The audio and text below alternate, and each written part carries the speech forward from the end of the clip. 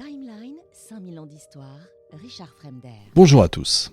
Pendant des siècles, la Palestine n'a été pour les grandes puissances européennes qu'un territoire lointain de l'Empire ottoman, une terre de pèlerinage, de souvenirs bibliques, de récits religieux. Jérusalem fascine, Bethléem émeut. Le mont des Oliviers nourrit pour beaucoup les imaginaires, mais politiquement, cette région reste périphérique, pauvre, marginale, loin des grands centres de décision du monde. Et pourtant, en l'espace de quelques décennies, cette petite bande de terre va devenir l'un des points de tension les plus explosifs de la planète. Alors comment on en est arrivé là ? C'est toute l'importance, c'est tout l'intérêt de l'historien. Comment une province ottomane, relativement oubliée, a-t-elle pu devenir le cœur d'un conflit mondial, diplomatique, religieux et identitaire, dont les conséquences traversent encore notre actualité quotidienne ? C'est précisément ce qu'on va chercher à comprendre. Et ce qui frappe immédiatement dans la bibliographie monumentale que j'ai pu regarder, éplucher, c'est que les bons historiens refusent les lectures simplistes. Tout ne commence ni en 1948, ni avec les guerres israélo-arabes, ni même avec la déclaration Balfour. Cette histoire remonte beaucoup plus loin, à la fin du XVIIIe siècle, au moment où l'Europe redécouvre l'Orient, où les empires se disputent le Proche-Orient, où les nationalismes modernes apparaissent, où les identités religieuses se politisent peu à peu. Parce que la question de Palestine n'apparaît pas soudainement en fait, elle se construit lentement, par couches successives, par rivalité impériale, par rêves religieux, par projets nationaux, par incompréhension mutuelle aussi. À la fin du XIXe siècle, la Palestine devient un territoire où se croisent plusieurs forces immenses. Les ambitions coloniales européennes, le déclin progressif de l'Empire ottoman, la naissance du sionisme politique, l'émergence des nationalismes arabes, les attentes messianiques de certains milieux religieux, mais aussi les peurs, les violences et les persécutions qui traversent alors l'Europe. Et c'est ce qui rend cette histoire si vertigineuse. Chacun des acteurs impliqués pense en fait agir de manière légitime. Chacun possède sa mémoire, ses blessures, ses espoirs, ses récits. On va donc remonter à l'origine de cette construction historique, comprendre comment Jérusalem devient un enjeu international, comment les puissances européennes pénètrent la région, comment le sionisme naît dans l'Europe du XIXe siècle, comment les Arabes de Palestine commencent eux aussi à développer une conscience politique propre. Et surtout, on essaiera de comprendre et de répondre à une question centrale, peut-être la plus importante de toute cette histoire, la question palestinienne. Était-elle inévitable ou bien est-elle le produit d'une accumulation de décisions politiques, religieuses et impériales prises au XIXe siècle ? Autrement dit, ce conflit était-il inscrit dans l'histoire ou a-t-il été fabriqué progressivement par les hommes, les idéologies et les empires ? C'est cette problématique qui va guider toute cette émission, et ces 3 ou 4 émissions, et à laquelle on va tenter de répondre. Donc, vous avez compris, en plusieurs émissions, ça va de soi, parce que ce n'est pas le genre de question, si j'ose dire, qui trouve une réponse en 1 heure ou en 20 minutes. Dans 5000 ans d'histoire, la question de la Palestine, 1799-1922, l'invention de la Terre Sainte.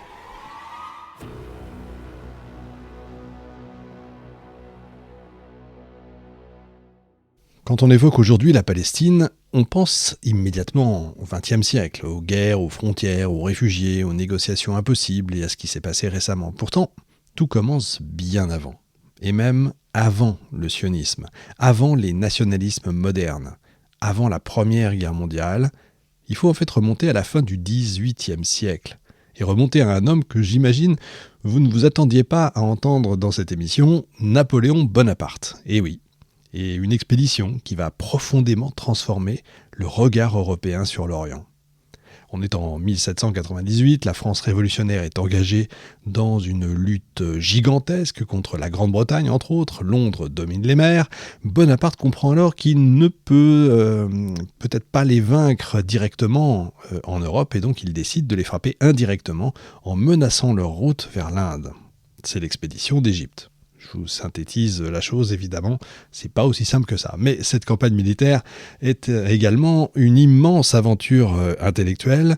Napoléon n'emmène pas seulement des soldats, il embarque avec lui des savants, des ingénieurs, des cartographes, des orientalistes, et on mesure rarement à quel point cette expédition marque la naissance véritable d'un nouvel orientalisme européen.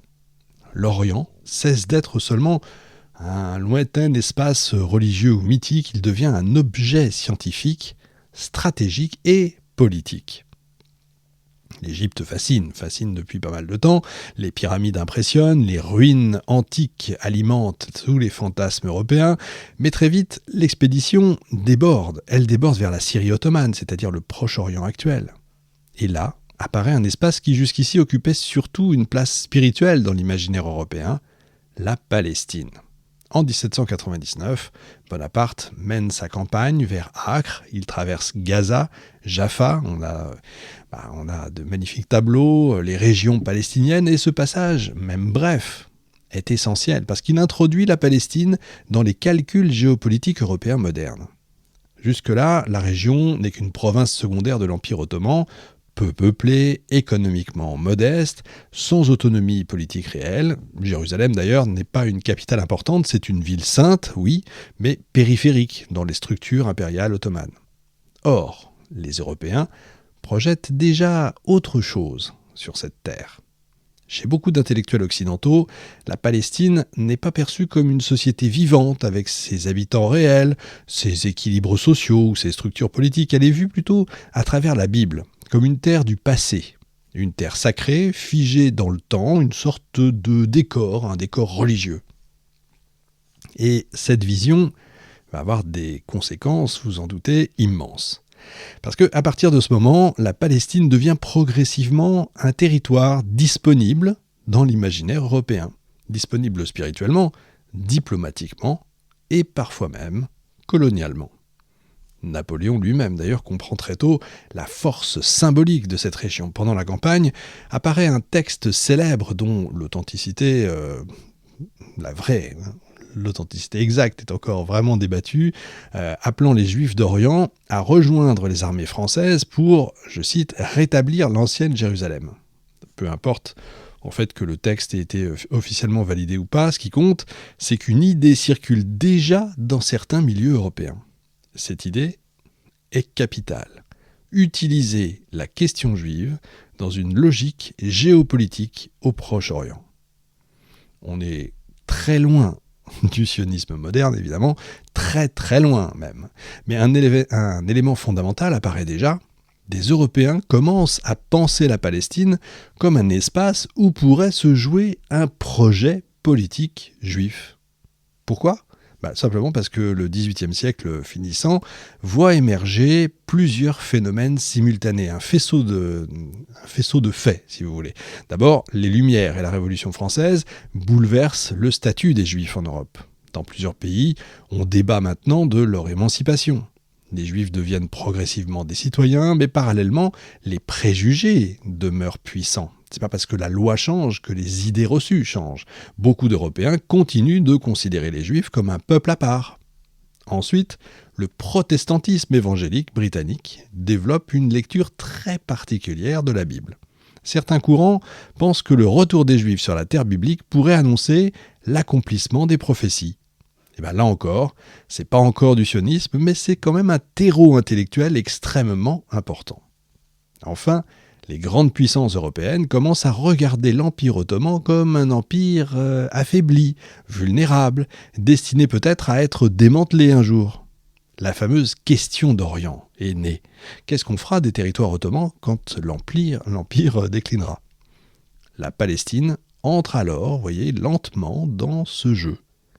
Et pourtant, il faut rappeler une chose essentielle que l'historien d'ailleurs Henri Laurens souligne constamment, la Palestine réelle de cette époque n'a absolument rien du territoire vide, parfois décrit plus tard, dans certaines propagandes. La région est habitée, majoritairement d'ailleurs par des populations arabes, musulmanes, mais aussi chrétiennes, juives, druzes, bédouines. Les identités sont multiples, les appartenances sont souvent locales, religieuses, familiales ou impériales, davantage que nationales. On ne parle pas encore de nationalisme palestinien, mais il existe bel et bien une société locale vivante. Jérusalem, par exemple, est une ville profondément cosmopolite. On y trouve des communautés chrétiennes, orientales, variées, des Grecs orthodoxes, des Arméniens, des Coptes, des Syriaques, des communautés juives aussi anciennes existent depuis des siècles. Les tensions religieuses sont déjà fréquentes, mais l'organisation ottomane, on va dire, maintient une sorte d'équilibre relatif entre les groupes. Ce qui change avec la fin du XVIIIe siècle et surtout le XIXe qui arrive, c'est l'arrivée massive des puissances européennes dans ce système fragile. Ça rentre un peu comme un chien dans un jeu de quilles, si vous me permettez l'expression. À travers les consulats, les missions religieuses, les écoles, les pèlerinages, les explorations archéologiques, l'Europe s'installe progressivement dans la région. Chaque puissance veut protéger ses communautés chrétiennes. La France protège les catholiques, la Russie les orthodoxes, l'Angleterre va développer ses réseaux protestants, et derrière la religion se cachent évidemment des ambitions stratégiques. Et Jérusalem devient peu à peu une ville internationale avant même de devenir un enjeu politique mondial. Ce basculement est fondamental, parce que la Palestine cesse progressivement d'être seulement un espace ottoman, elle devient un objet de rivalité internationale, un lieu où se projettent les fantasmes religieux européens, un terrain diplomatique, finalement un symbole.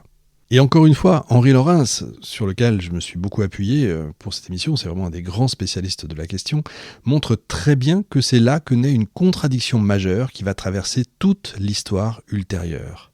Les Européens parlent énormément de cette terre, mais sans réellement écouter ceux qui vivent dessus. Les populations locales restent souvent absentes des représentations occidentales. C'est souvent comme ça que ça se passe. On décrit des ruines, des lieux saints, des prophéties, des paysages bibliques, mais rarement les sociétés réelles. Cette invisibilisation initiale est essentielle pour comprendre la suite.